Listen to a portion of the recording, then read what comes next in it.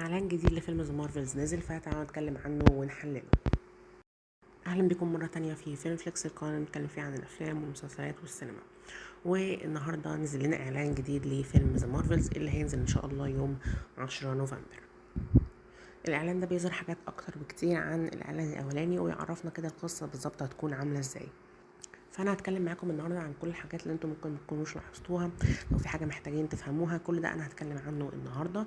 فانتوا كمان اكتبوا لي رايكم في الاعلان ده في التعليقات. هل متحمسين للفيلم ده؟ وهل حابين تشوفوا هو هيقدم ايه، ولا مش متحمسين قوي؟ وما تنسوش كمان انكم تعملوا لايك وتشتركوا في القناه وتفعلوا الجرس عشان الفتره الجايه في فيديوهات كتيره جدا هنعملها ونتكلم عن حاجات حلوه كتير، فهتحبوا انكم تشوفوها. من غير مقدمات كتير يلا نبتدي. الفيلم ده طبعا هو تكملة لأحداث كتيرة ومشاريع كتيرة في عالم مارفل السينمائي، يعني غير طبعا ان هو جزء تاني لفيلم كابتن مارفل. الفيلم ده كمان بيكمل قصص من مسلسل واندا فيجن، بيكمل قصة مسلسل مس مارفل، وكمان سيكريت انفيجن. فالمسلسل ده بيلم حاجات كتيرة جدا في فيلم واحد.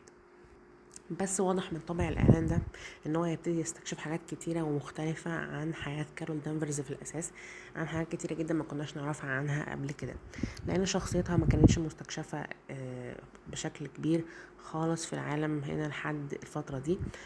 فانا حابب ان هم يبتدوا يدوها شويه سبوت لايت كده، ونبتدي نعرف عن شخصيتها اكتر، ونكتشف كمان الحاجات اللي كانت بتحصل لها في حياتها في المهمات الفضائيه اللي كانت بتعملها بعيدا عن الاحداث اللي كانت بتحصل على كوكب الارض.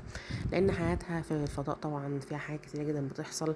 كانت بتعمل حروب كبيره، كانت بتساعد كواكب وحاجات كده.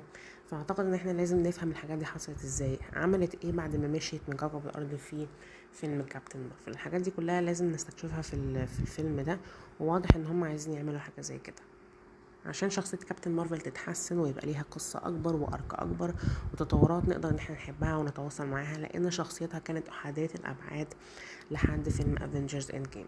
بتشوف هنا برضو ان كابتن مارفل في السفينة بتاعتها دي معاها القط جوز. طبعا جوز ده عرفنا ان هو اصلا في فيلم كابتن مارفل مش قطة، لكن كان كائن فضائي عنده قدرات مختلفة، لكن هنا واضح ان هو رجع لها تاني بعد ما كان نزل على كوكب الارض مع نيك فيوري. وواضح ان الكائنات دي هتظهر اكتر في الفيلم ده، هنشوف مثلا الكوكب بتاعهم او كده. بنشوف لقطات كتيرة فيها الكائنات دي بتكون موجودة، وممكن تلعب دور كمان في الفيلم ده.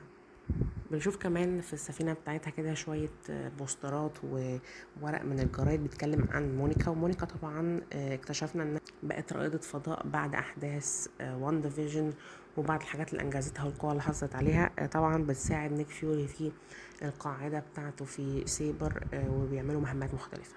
لما عملت تحليل للإعلان الأولاني للفيلم اتكلمت على إن غالبا نيك فيوري كان في الفترة دي قبل أحداث سيكريت انفيجن، وإن هو كان شكله تمام جدا وكويس جدا، ما مرش بكل اللي هيمر بيه ده في سيكريت انفيجن. بس دلوقتي بعد ما شفت الإعلان ده حاسس إن هو بالعكس، ده كده خلاص خلص أحداث سيكريت انفيجن وطلع تاني للمركبة بتاعته عشان يكمل بتاعه. فانا شايفه انهم كانوا لازم يستنوا شويه لحد ما مسلسل سيكريت انفيجن يخلص، عشان لو يعني كان عندنا احتماليه مثلا ان نيك فيوري يحصل له حاجه يموت او كده، يكون في كده شويه ستيكس للمسلسل. بس عادي خلاص، المسلسل كده كده قرب يخلص. معرفش هل مع المسلسل ده لما يخلص هل احداث السيكريت انفيجن كلها هتخلص وكده خلاص السكرولز قصصهم خلصت، ولا ايه اللي هيحصل بالظبط؟ لان الموضوع واضح ان هو يعني ما كانش متمهد له ان هو يبقى حاجه كبيره كده زي احداث تانية حصلت. بنشوف ان الشريرة الأساسية بتاعة الفيلم، وواضح انها طبعا كارهة كارول دانفرز بشكل كبير. بتتكلم معاها وبتقولها انها المدمرة، وعرفنا برضو انها من الكري. شفنا الاعلان الاولاني انها معاها العصاية بتاعة رونان من افلام جارديانز اوف ذا جالاكسي، ودلوقتي شفنا ان معاها احد الغوايش مس مارفل. طبعا بعد احداث فيلم كابتن مارفل الاولاني اكتشفنا ان الكري هم الاشرار. فاعتقد ان كارول دانفرز هنا دمرت لهم الكوكب بتاعهم جامد، وعملت لهم مشاكل كبيره جدا في النظام السياسي بتاعهم، خلتهم يكرهوها ويشوفوها كعدو. اعتقد ان الشريره دي جايه تنتقم للي هي عملته في الكوكب بتاعها، وشايفاها كطبعا العدو بتاعهم والدمار الكبير اللي هي عملته لهم. فاعتقد ان ده هيكون الموتيفيشن الاساسي او الدافع الاساسي بتاع الشريره دي على مدار الفيلم كله، لان زي ما قلت لكم في حاجات كتير ما استكشفناهاش وما نعرفهاش عن الكري وعن كابتن مارفل في الفتره الطويله اللي فضلوا فيها غايبين عن الشاشه.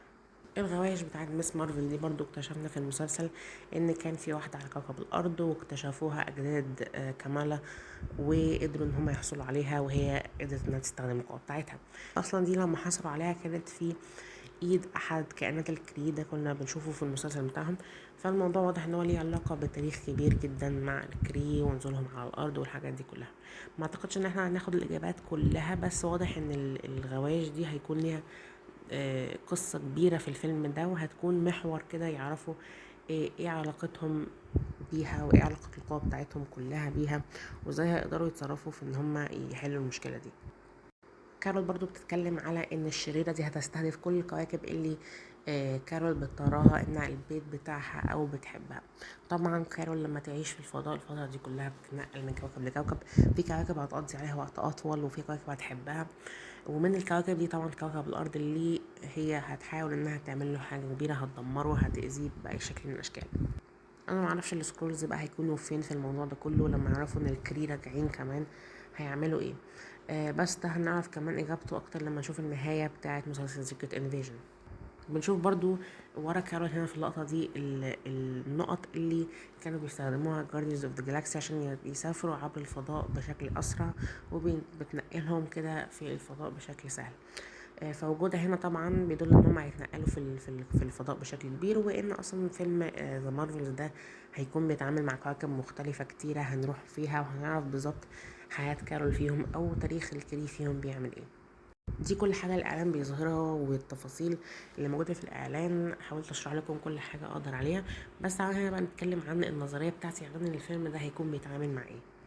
طبعا من ساعة ما شفنا الغوايش بتاعت مس مارفل دي، واتكلمنا على قد ايه هي شبه الأسلحة بتاعت كانج في فيلم انت مان اند واسب كوانتم، وقد ايه احنا شايفين ان هي ليها علاقة بكانج وبالتاريخ بتاعه. فأنا شايف هنا ان الفيلم ده مع استكشافهم للغوايش دي وتاريخها وقوتها وقوتهم هم كمان، هنبتدي ان احنا كمان نستكشف حاجات عنه، وهنستكشف حاجات عن المالتيفرس. الفيلم ده مش هيكون فيلم مالتيفرس، لكن هيشرح شوية حاجات، فممكن يكون بيمهد لحاجات ليها علاقة بالسيكريت وورز والمالتيفرس. وشوية الإشاعات والتسريبات طلعت قالت إن البوابات المختلفة، الحاجات اللي بيلمسوها هنا وبيتعاملوا معاها في الفيلم في اللقطة دي مثلا بتكون عبارة عن انكرجنز اللي شفناها في فيلم دكتور سترينج اند مالتيفرس اوف مادنس، اللي هو كونين بيختلطوا ببعض وبيكونوا هيتدمروا. فأعتقد إن هنا الفيلم ده هيمهد لحاجات ليها علاقة بالسيكريت وورز أو المالتيفرس، بس احنا محتاجين إن احنا نستنى ونشوف. فانتوا كمان اكتبوا لي رأيكم في الكومنتات، هل موافقين معايا في الرأي ده في النظرية دي، ولا عندكم نظرية تانية اكتبوها لي وانا هرد عليكم، وهشوف انتوا عايزين تقولوا لي ايه. بس كمان ما تنسوش انكم تعملوا لايك وتشتركوا في القناة وتفعلوا الجرس، وتكتبوا لي عايزين تشوفوا ايه الفترة الجاية من القناة. هنعمل فيديوهات حلوة جدا هتعجبكم. وسلام.